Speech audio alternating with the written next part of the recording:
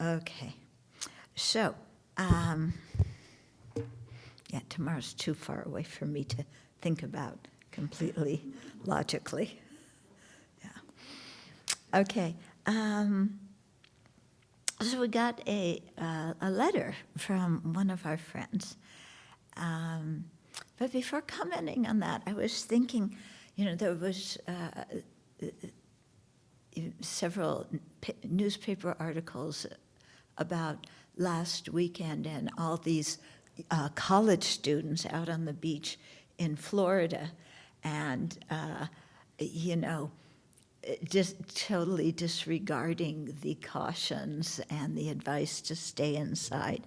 And, one of them said, if I get corona, I get corona, and another one was saying, we're just here to have a good time and to get drunk before they shut the whole thing down. Anyway, yeah. So, it reminds you a little bit of your mind back then. Anyway, the young man who said, if I get corona, I get corona, he wrote an apology. Yeah, apparently somebody, I suspect his parents, or some adult, talked to him. And he said, my whole life I've been making a lot of mistakes and taking things for granted, and I really apologize for having said that, because there's people in my life that I really love beyond anything, and, I need to get my act together. And I thought, wow, that's really good, If that kind of understanding comes out of this, he's really growing up, And so often we have to make big mistakes. His was on national TV. But if we learn from our mistakes, then that's good, something good has come out of it. So I really detected from his post there was much more humility, much more a feeling of respect, and seeing, again, that his actions influence other people, whether he carries the virus back to his grandma or his parents, so that's really good. And I hope some more of the millennials, perennials, that they learn this kind of thing. Okay, so then there's an email by somebody. What's the one just a little bit older than millennials? Generation X? Yeah? Xers, are you an X? Okay. So, we have a few X's here. Okay, so I just wanted to read and comment on a few things that she said. She said most people's, where she's living, most people's daily routines and interactions have shifted significantly. There are many examples of kindness and support, examples of growth and community connection, and a sharing of vulnerability, So hard times brings that out, yeah. And then she says there is also fear, loss, and discomfort in social interactions for health of ourselves and others, lack of routine and process and recreation. Okay, so the fear we've been talking about enough, and how fear comes from our own mind. It is not inherent in the situation. It is something our mind creates. And how, if it's very interesting, study fear within yourself. Because what I've found is that fear is very related to attachment. When I'm clinging to something, then I'm very afraid of losing it. Yeah, if it's something I have. If it's something I don't have, but I'm clinging to a vision of how I want things to be in the future, I'm attached to that vision, then I fear a future that is not like my vision. Okay? But in either way, I find personally that fear is very related to clinging and attachment. Yeah. Some people say fear is related to anger. I think that attachment causes the fear, and the fear causes the anger. Because when we're afraid, we feel powerless, which is very an uncomfortable feeling. How do we get rid of the feeling of powerless? We get angry, and we blame somebody. And, anger gives us a big shot of, adrenaline, and off we go, and we don't feel powerless anymore, even though we still are. Okay, so that's how I see those three relating. So it's something that's quite interesting, because if you find yourself being afraid of things, kind of ask yourself, well, what am I holding on to? Yeah. And so often, it's not just something we have, but it's an image of a future that we want, and we're afraid of that image being disrupted. But of course, we know, at least intellectually, that samsara is completely unstable and unpredictable. Yeah. We say that with our mouth, but we don't really believe it, because most of our actions, and this is where the anxiety also comes from too, is we are trying to nail things down and make what is unpredictable concrete. Yeah. So what do they say? That's like trying to get water out of sand. Yeah. So it's not going to work, although we keep trying, okay? So I think that the best thing is, to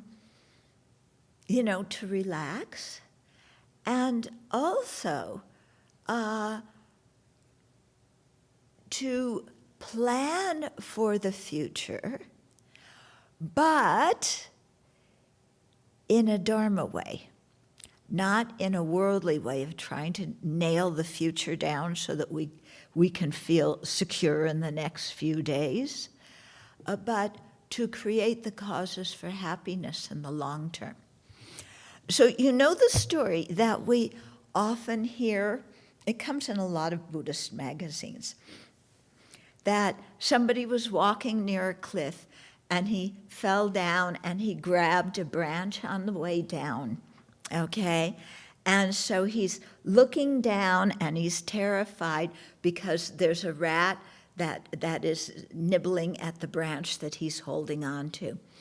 And then he sees a strawberry and he says, oh, how wonderful, and picks the strawberry and enjoys it.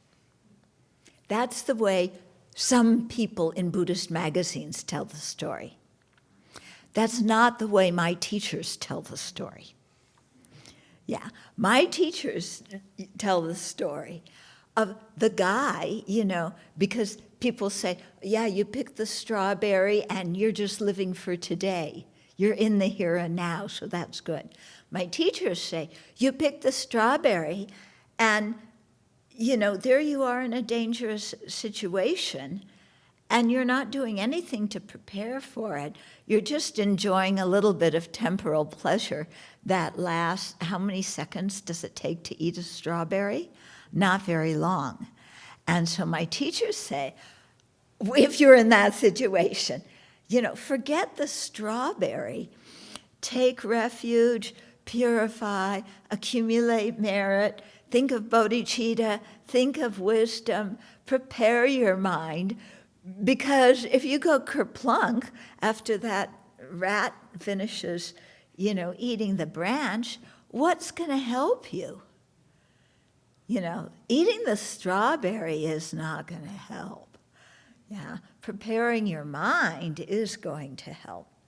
So I find it quite interesting how some Buddhists in America interpret that story versus at least how in the Tibetan tradition it's interpreted. Yeah.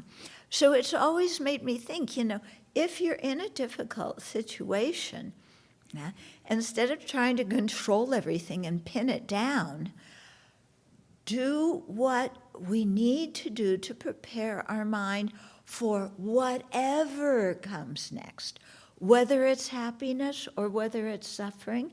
If you practice the Dharma, your mind is going to be prepared for it. Whether it's happiness or whether it's suffering, if you just try and control everything and give way to fear and anxiety, you're not going to be prepared for it, even if you have happiness. Okay, so so that's one comment. I thought to comment on a few things she said. That was only part of the first sentence. There's a few more things here. Okay, so there's also fear, loss, discomfort. Yeah, loss. What have we lost? Probably some money. Yeah, maybe job security. Yeah, but often I think what it can be the hardest is loss of routine. Because routine gives a feeling of stability. Yeah. The loss of money, you may not see immediately. I mean, the Abbey, we had bonds. I checked this morning, way down. Okay. But on a day-to-day basis, that hasn't influenced us, has it? A long term it will, yeah. But then who knows, what goes down comes up, what goes up comes down. Who knows in the end, okay? So, it's the loss of routine and again, predictability, yeah. And so most people say that when you're staying at home like this, and especially if you're working at home and your kids are at home, to establish a routine. Have your daily schedule just like you had it before when you were working, except now you don't have to travel to work. So you have 2 extra hours in the day. Yeah? Which is nice, isn't it? But, get up, don't work in your pajamas, put on, what you would wear to work, do your work. You may be working in the laundry room. Mom's working in the laundry room, Dad is on a conference call in the bathroom, the kids are screaming in the living room. But it's a familiar routine. And also for the kids, you have classes, and there's a start, and there's a stop, and there's break times where you go on break, where the kids have recesses, and things like that. So you just move your schedule into the home, and that gives a lot of feeling of routine and security. You stop at whatever your usual time is for stopping. You change clothes, and then you have your family time. Okay, and recreation. You can still go out for walks. You can still, there's lots of things to have recreation on. And one thing I think that they're finding too is that people are communicating more with each other. Yeah. Last night, Venerable, in our confession, Venerable Nima was saying that her brother, who has never, written her texted or he left a voicemail message, saying that he loved her and hopes she's okay, and he never has called her. My brother, who never reaches out to me, wrote an email that says, when your retreat is over, call. Yeah? So, it could be also that the uncertainty is helping people to realize how important other people are to them and to actually say it, because so often we don't say things that are important to us. And, we think that, well, we'll wait until somebody's dying and then we'll apologize and then we'll forgive and then we'll tell them that we love them. But, why wait until then anyway, that you don't always have a lot of advance notice? So better to do it now. Yeah. And I think this can really bring a lot of people closer. Mm-hmm. Okay, so I think we can mitigate the feeling of loss by keeping to a routine, yeah, and just by staying very practical. I think the panic buying actually inflates the feeling of loss, or at least the fear of loss, yeah, because, you panic buy because, you're going to run out of toilet paper. So you buy enough toilet paper for 3 countless great eons, and as a result, other people are out of toilet paper. Yeah. We went to get Venerable Semke needed some medicine. It wasn't in either of the pharmacies in Newport. Yeah, Venerable Jamba had to drive to Spokane, because obviously people had panic bought all the medicine. Yeah. So again, filling your cupboards with toilet paper and medicine is not going to bring you a sense of security. Yeah. Okay, you have enough for a couple of weeks, but you don't need to empty all the shelves in the supermarket. That's not going to help you, yeah? And it actually harms other people, because like Trump has said, that they're testing now. Well, he hasn't said they're testing. Fauci has said they're testing these 2 malaria drugs to see if they work. Trump says, because he's very intuitive and he knows things that other people don't know, but he has a very good feeling that this is going to be the thing that really does it, and we'll know within a few days. Okay, so everybody went out and bought this drug, which has not been tested. It's only a few anecdotal things.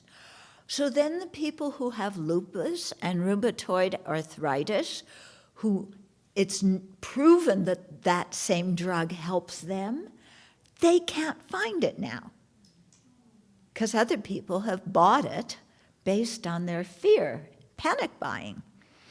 Also, there's a couple who they noticed they had some stuff to clean their fish tank, and they noticed that it had that same chemical in it, that medicinal thing that Trump was talking about.